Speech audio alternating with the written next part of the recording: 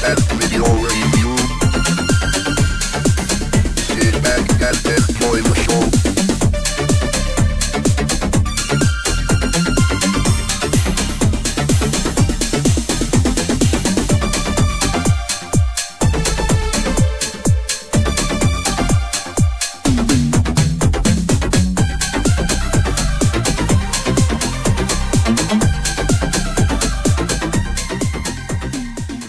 Hi, welcome to another Lemon 64 play guide and review. This time we go back into space with Space Shuttle, a journey into space, developed by Steve Kitchen and released by Activision in 1984. This is Steve Kitchen's only game listed on the Lemon 64 database, and as you can see, it's a journey into space, much like the Apollo 18 game that we saw a little bit earlier on, and this time we are actually flying the Space Shuttle, and we begin in orbit. As you can see, this is supposed to be orbiting around planet Earth, but by pressing that fire button we can continue on with the game, which begins actually on the launch pad over at Cape Canaveral.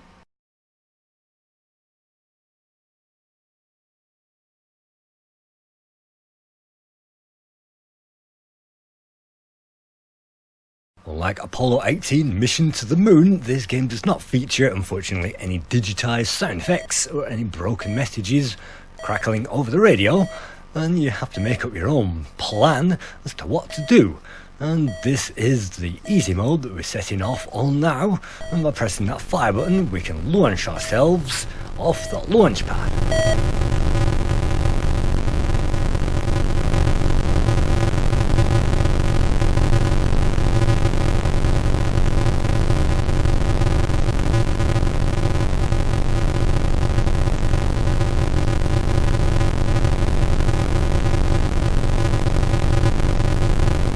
We climb into the sky, we can check our altitude, and on this easy mode, this is the flight plan 1 that we're flying on at the moment. The computer will take control of the entire launch, and all we have to do is sit back and relax and wait until we get into orbit. You can see the altitude readout. We've now gone 45,000 feet and we are continuing to rise, and after we climb up high enough we will eventually break out of the Earth's atmosphere and we will begin to enter orbit, and we can see a few stars now as we enter lower orbit.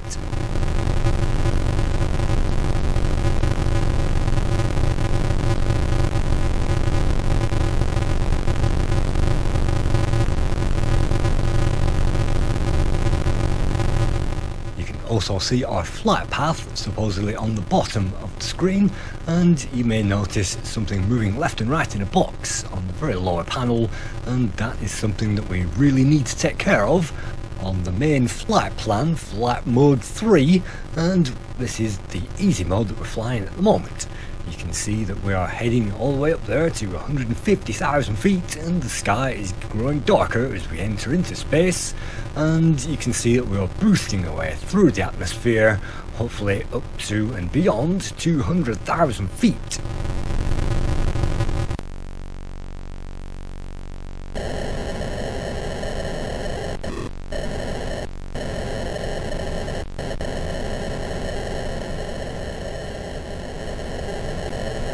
Safely in orbit, we have to rendezvous with a satellite, and this means aligning our z-axis with 0, and our altitude must be 210,000 feet or below.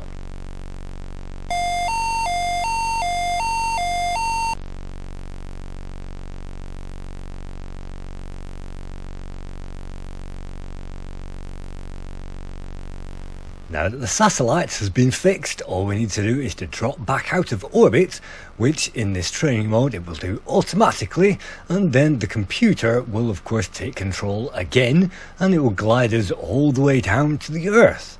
From up here we can't see much, although the constellations you can see are actual constellations, and you may be able to pick out some of those as we're drifting by.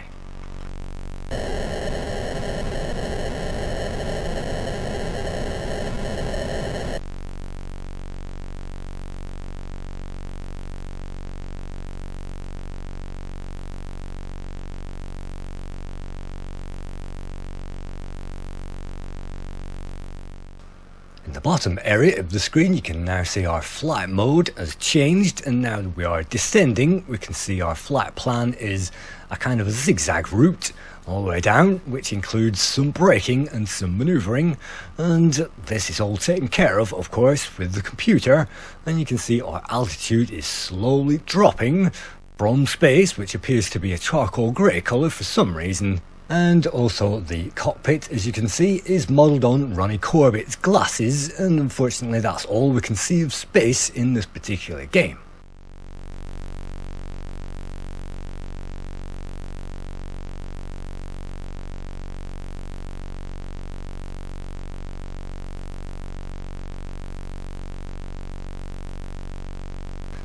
With the usual epilepsy warning, this means that we are now entering the atmosphere, and this means that we are treated to a very, well, big low light show, and very psychedelic it may be, but ordinarily that means that we are about to burn up and crash into the earth. But because this is the training mode, we can get away with that and just simply wait for this game to get us somewhere near target. You can see our altitude has disappeared, and also most of our instrumentation as well. But you can see the MET, that's actually the mission time, and that still counts forward. Now that we've entered the atmosphere, we gain our telemetry back, and we also see our speed as well, which is also being held in account by the computer. You can see various other readings, but you won't be able to navigate in this mode. All we can do is sit around and wait for this thing. And then we can point it in the right direction and land on the runway.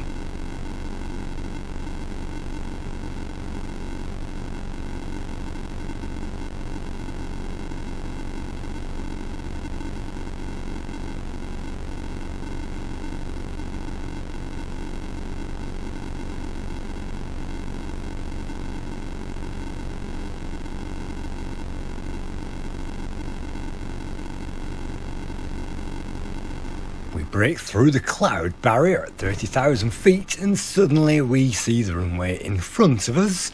And just like all great flight sims, of course, all the controls are frozen out, and all we have to do is to point towards the runway, and we have to lower the landing gear at the appropriate moment.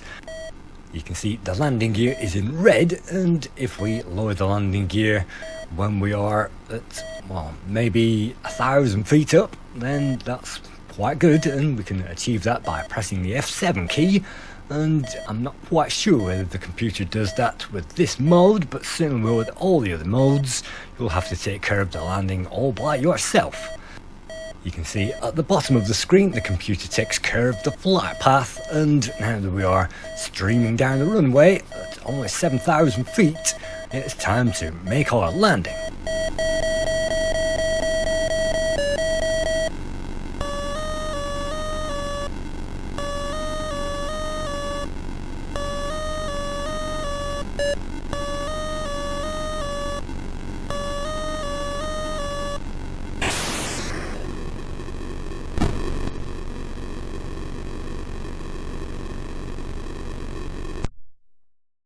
That means we have completed our very first mission into orbit, or at least the practice mode, and that's all that we have to do in this game. It's as easy as that.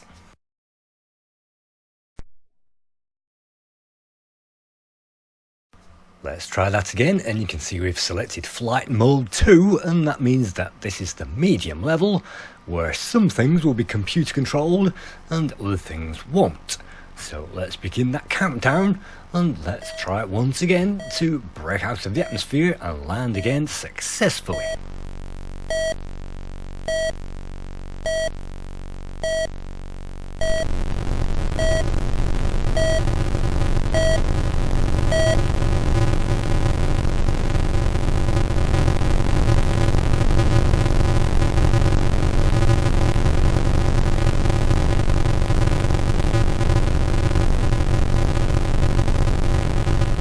On the medium setting, we still won't get any complete screen when we complete the game, because this is a kind of demo plus mode.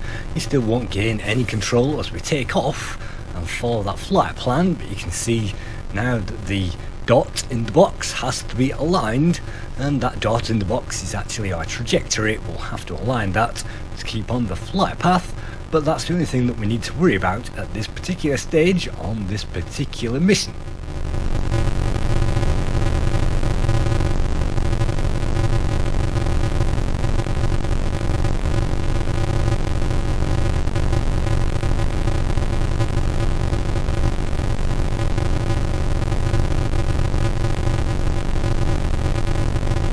Aligning a little circle inside a small box reminds me of Apollo 18 Mission to the Moon, but like that game, taking off this stage is a lot easier, although as we shall see later on, taking off can be just as bad, and it can be an absolute nightmare when we try to align those C and T indicators manually.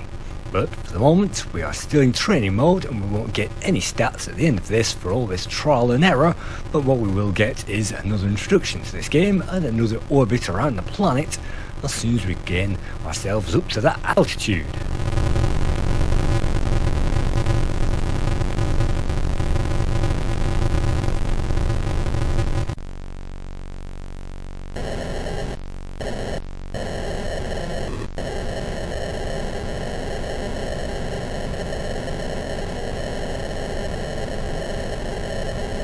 In orbit, we can see all of our engines and we can pull back on the controller to ascend and push forward to descend, and we can also pull left and right as well to align ourselves up with the satellite, and as soon as we drop down to the correct altitude we should line up just like that.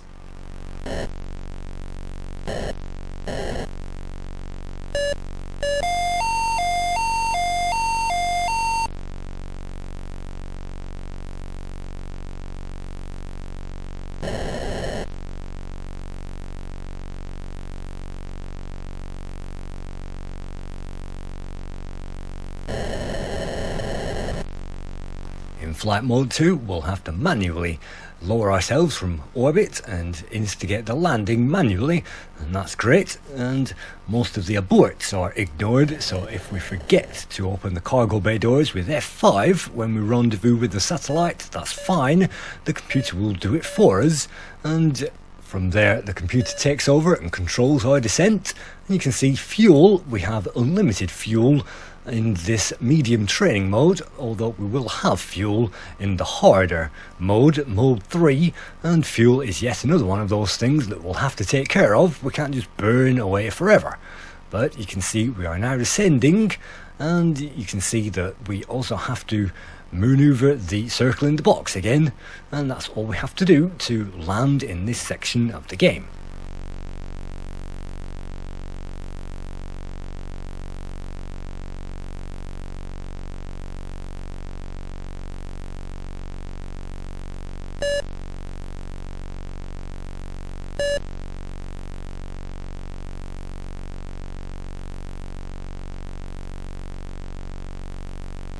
I think the graphics are exceptionally functional, and I think that a great dashboard would have done this game no harm whatsoever, and although the sound effects of taking off are great, we don't really get much great sound effects when we are landing and burning through the atmosphere. In fact, apart from a low drone, there is no indication that we are actually moving in this game whatsoever. And that's a shame, because the Commodore 64 could have done with some really great sound effects and even digitised speech. But in this game, if you want that, you can't have it, you'll have to go for Apollo 18 instead.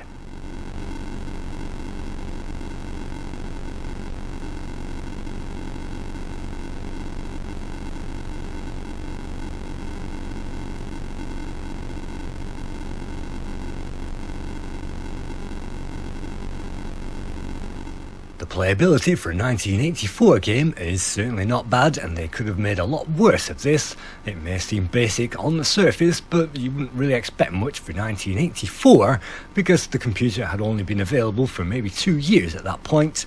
There really wasn't much serious software coming out there, and there were maybe speaking as teachers typing and things like that, but really simulations on a Commodore 64 was something to be laughed at pretty readily. But this does a pretty good job, and for kids my age when I played this, well, it certainly did the job, or at least sprung the imagination just a little bit.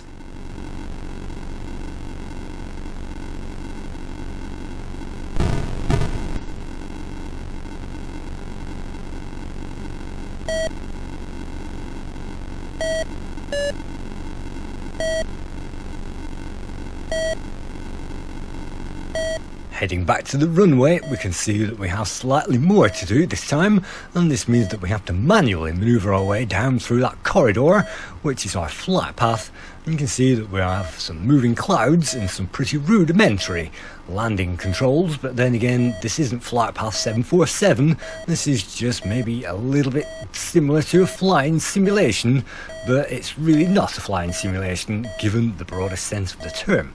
But you can see we are making our way down, and so it's time to drop our gear and land again.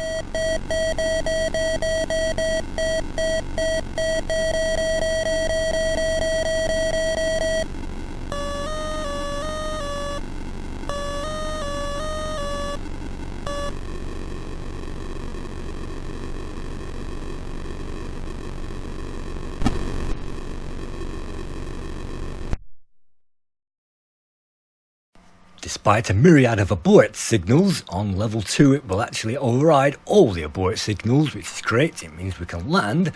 But now let's try the hardest mode, it's mode 3, and in mode 3 we'll have to do everything manually, including pressing F1 to change the flight mode back to that flight mode 3. We'll also have to press F3 to instigate our primary engines when there is only 3 seconds to go, and then we'll have to control our ascent and our thrust and our rotation as well.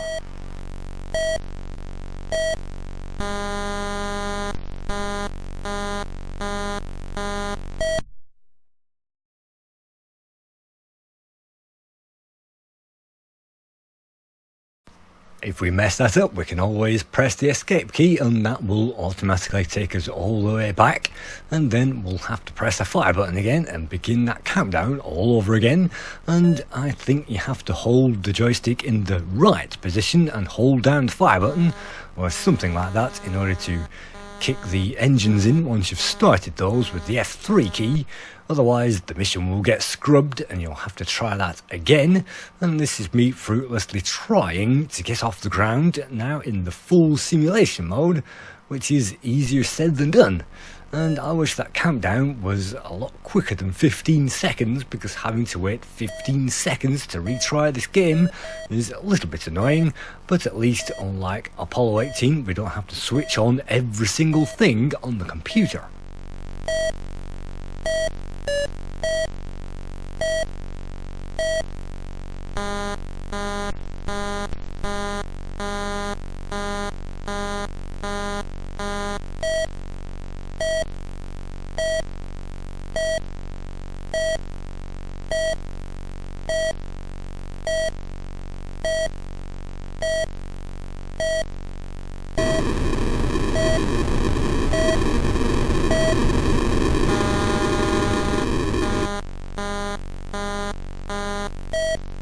In the hardest mode, you have to get ready and you have to be ready, otherwise you won't have enough in the bag to take off and you'll just explode and die.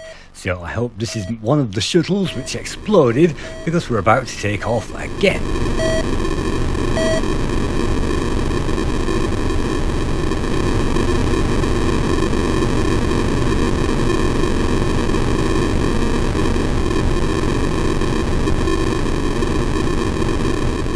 In the hard mode, the sea will automatically rise and you have to hold down the fire button and pull in the desired direction to move the T, as well as pulling left and right to put the circle in the small box at the bottom. And so we will have to control our thrust and our trajectory as well, which isn't very easy to do at the best of times, because once you are concentrating on one, the other will generally move, and then that's an abort.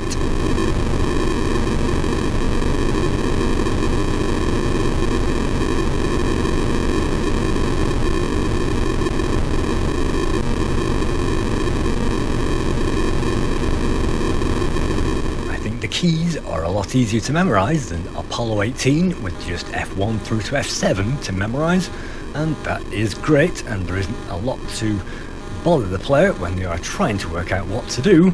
And I think all in all this isn't a bad game. It could have been better, but it could have been a lot worse.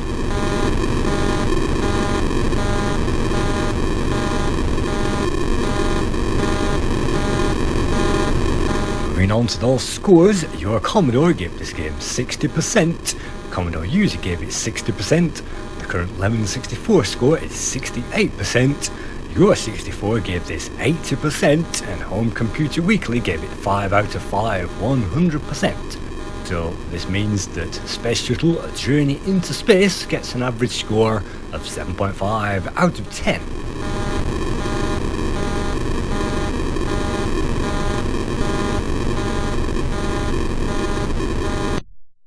Thank you for viewing another Lemon 64 Playguide and review. Thank you.